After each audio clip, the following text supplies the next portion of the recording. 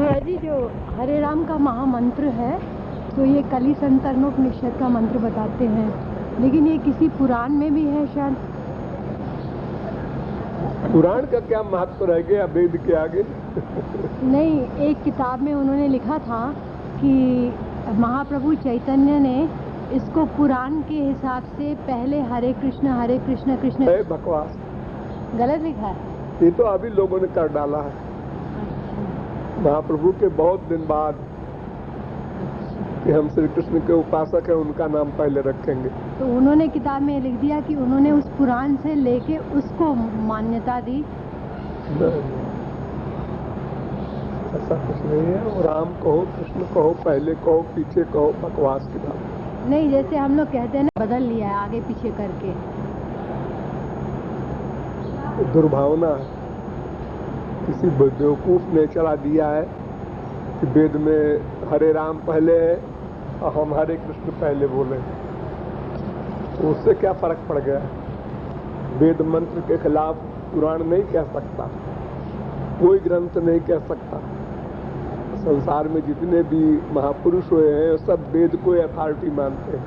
तो ऐसे किताब में उन्होंने ऐसे ही छाप लिया कि इस पुराण का मंत्र है। पुराण में गलत छपा होगा, उससे क्या मतलब है? पहली अथॉरिटी वेद है, उसके आगे किसी का प्रमाण नहीं चलेगा। लेकिन वो कोई अनुष्ठान तो है नहीं कि गायत्री मंत्र वगैरह है। ये तो भक्ति संबंधी मंत्र है, इसमें स्वर नहीं होते वेद के। इसलिए चाहे हरे कृष्ण पहले बोलो, चाहे हरे राम बोलो, चाहे राम हरि बोलो, चाहे जैसे बोलो। परकिया भाव कैसे है? गोलोक में स्वकीया ही हो है। हाँ। स्वकीया तो सब है ही है, गोपियां समस्त जीव स्वकीय है। वहाँ तो सजातीय विजातीय स्वगत भेद शून्य संबंध है ना।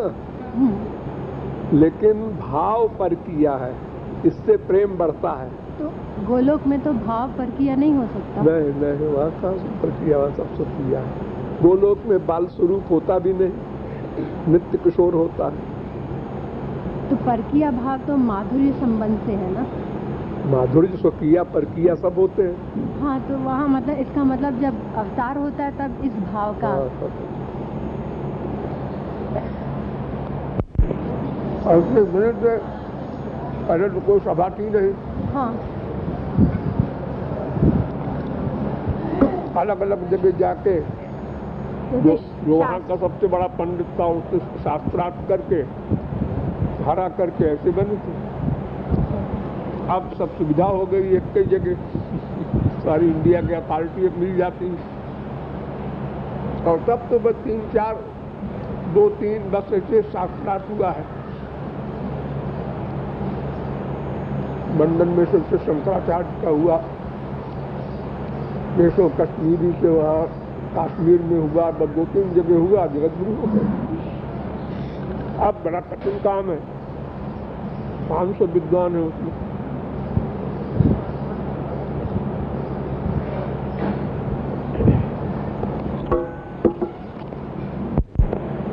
पड़ी वो लोग करते हैं ना खुद बे खुद की, हम इसको अपॉइंट कर रहे हैं जगत गुरु। जगत गुरु करता है। हाँ, जो पहले बाद ये जगत गुरु जो कांचीपुरम में है या जहाँ भी है। तो तो लिखते जाते हैं, कहते हैं तो प्रॉपर्टी है।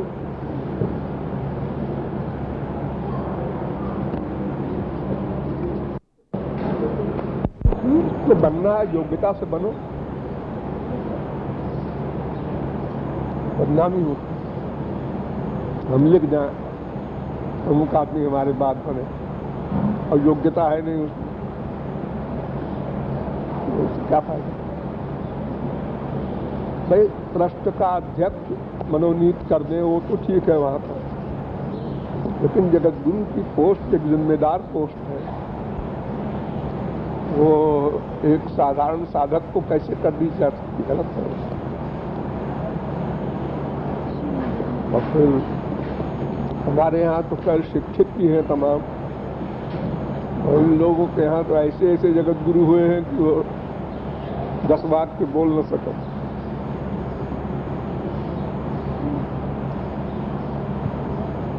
जो सेवा करे हमें हाँ मिलावे उसके लिखिए।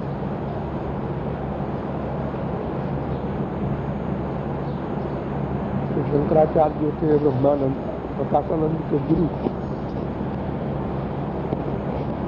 उन्होंने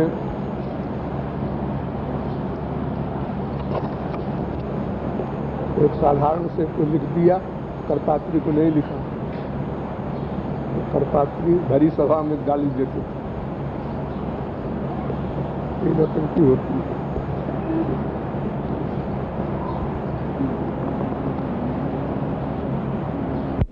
ज्ञान कर प्यार करेगा वो भी तर गया। भगवान को भगवान जानकर प्यार किया, तर गया। भगवान को भगवान नहीं जाना लेकिन प्यार किया, बाप मान के, बेटा मान के, भाई मान के। यशोदा ने किया, गोपियों ने किया, सखाओं ने किया, ये सब भगवान नहीं मानते थे। अपना यार, अपना दोस्त, अपना बेटा। तो भगवान को भगवान जानकर, यानी भगवान जानकर भगवान की भावना किया, वो भी तर गया। और भगवान नहीं जाना लेकिन भावना किया, प्यार किया, वो भी तर गया। और नंबर 3, संसार में भगवान की भावना किया और प्यार किया, वो भी तर गया। जैसे पत्थर की मूर्ति है, इसमें भगवान की भावना कर लिया हमने, वो भी हमारा काम बन गया।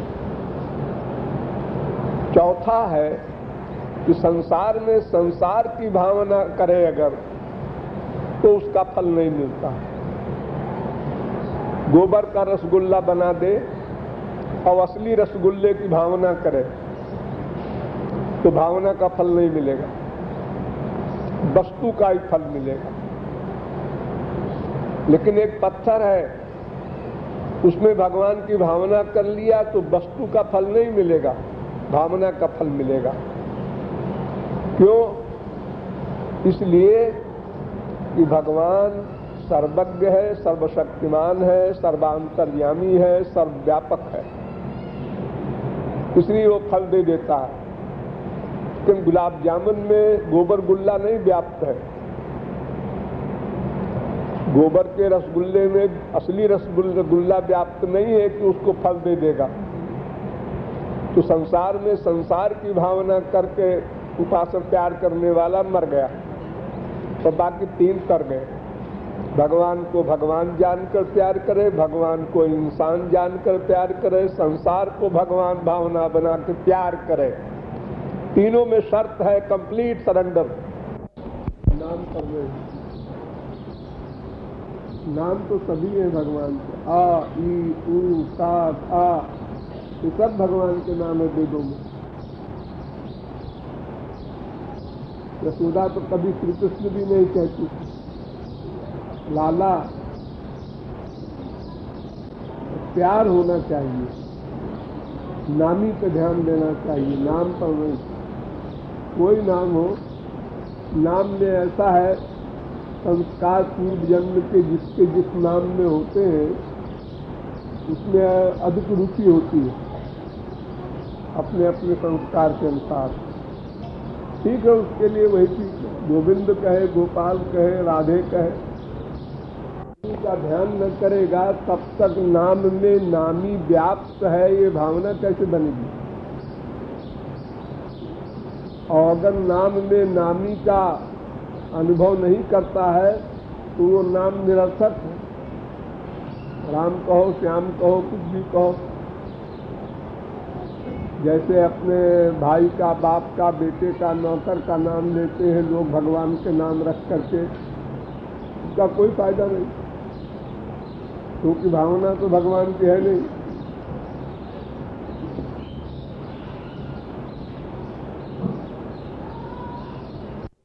जिस समय पढ़ता है, समझता है, समझ में आ गया, और उसके बाद फिर कुछ दिन बाद वो भूल जाता है। इसलिए वेदांत शास्त्र में लिखा है कि आवृत्त रसिक उपदेशात बार बार उपदेश का रिवीजन होना चाहिए। तो गुरु के पास तो हमेशा सुनने को मिलेगा नहीं, तो गुरु का आदेश अब आजकल तो टेप रिकॉर्डर भी है और वीडियो भी है और पुस्तक तो है ही है।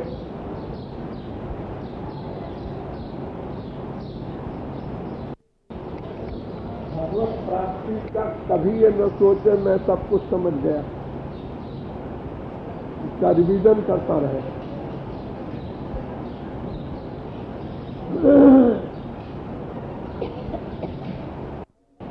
राधे मैं भी नहीं भूलूं कोई पाल छिन आधे।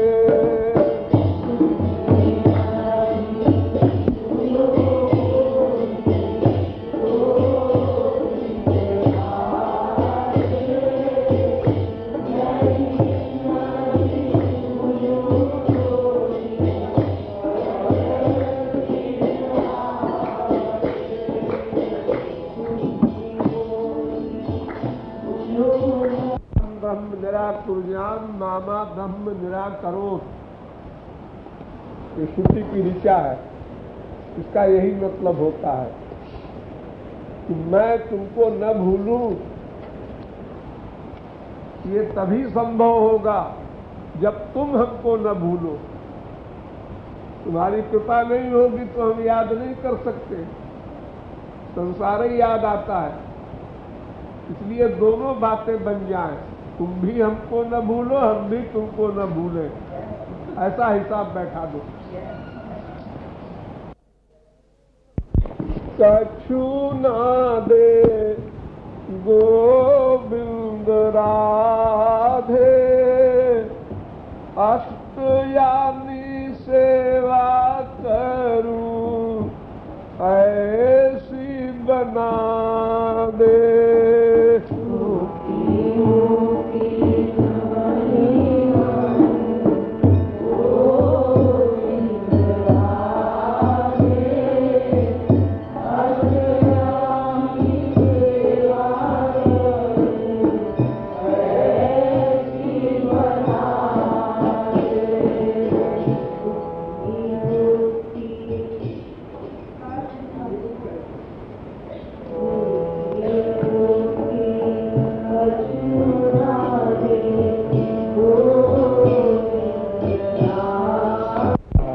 अष्टयामी माने 8 याम माने दिन रात। लक्ष्य को पाने के लिए भगवान की एक पावर है, उसका नाम है प्रेम। वो जब मिले तब भगवान की सेवा मिलेगी, और वो प्रेम तब मिलता है जब हम गुरु के द्वारा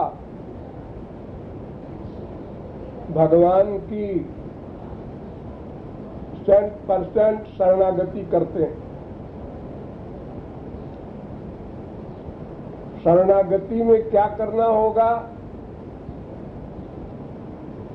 भगवान को रोकर पुकारना होगा कि हमको दिव्य प्रेम दीजिए।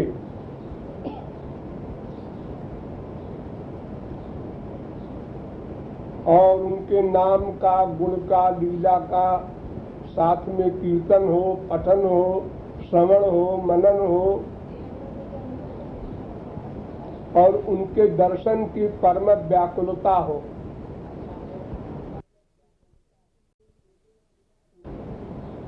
उनसे मिले बिना रहा न जाए, इतना प्रेम हो जाए।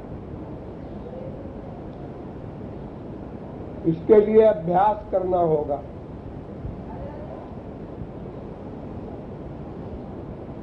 गुरु कृपा तो आवश्यक है, लेकिन अपनी साधना भी आवश्यक है।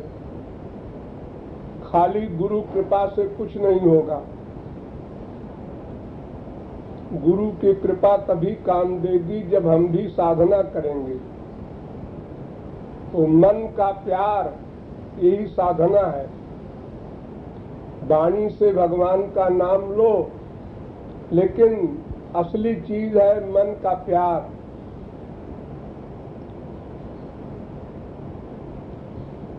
जैसे मछली को पानी से बाहर कर दो तो पानी के लिए तड़पती है, उसी प्रकार हम भगवान के लिए तड़पें।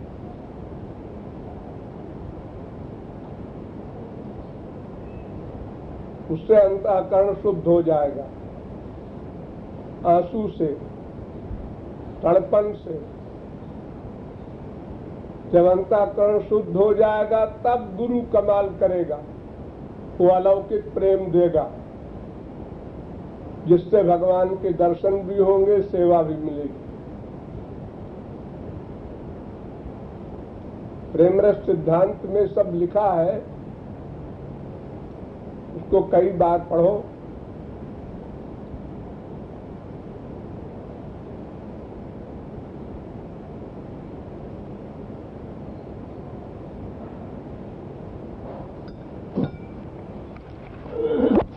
बैठकर गुरु और भगवान को अपने सामने खड़ा करके मन से और रो कर भगवान के नाम गुण लीलादि का कीर्तन करना और उनसे केवल प्रेम मांगना, संसार नहीं मांगना, ये साधना है।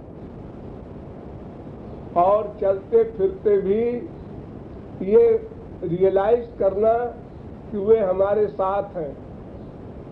कभी भी अपने आप को अकेला नहीं फील करो, वो अंदर बैठे हैं, वो हमारे हर करतूत को देख रहे हैं, हमारे आइडियाज नोट कर रहे हैं। ये फीलिंग रहे तो लापरवाही नहीं होगी।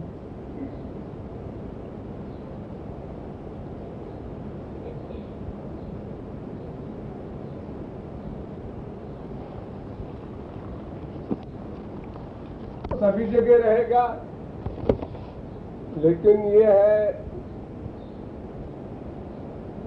कि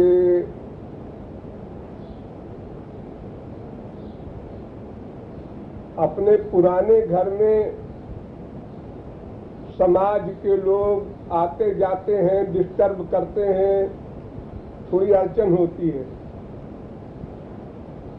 और तो चाहे घर में करो, चाहे वृंदावन में करो, चाहे कहीं करो, उसमें कोई फर्क नहीं है। लेकिन घर में वातावरण में कोई मिलने आ गया, अब मिलना पड़ेगा उससे, वो फालतू की बातें कर रहा है, सुनना पड़ेगा, तो उतना टाइम हमारा खराब हुआ। हमको भी लोगों के पास जाना पड़ेगा। आज वो मर गया, आज उसके शादी है, ये सब कुसंग है। तो अगर वृंदावन में रहो, तुम्हारे खाने पीने का इंतजाम है, तो अपना वृंदावन वास करो और खाली भजन करो जितना टाइम जीवन का बचा है, तो वहां कोई कुसंग नहीं होगा।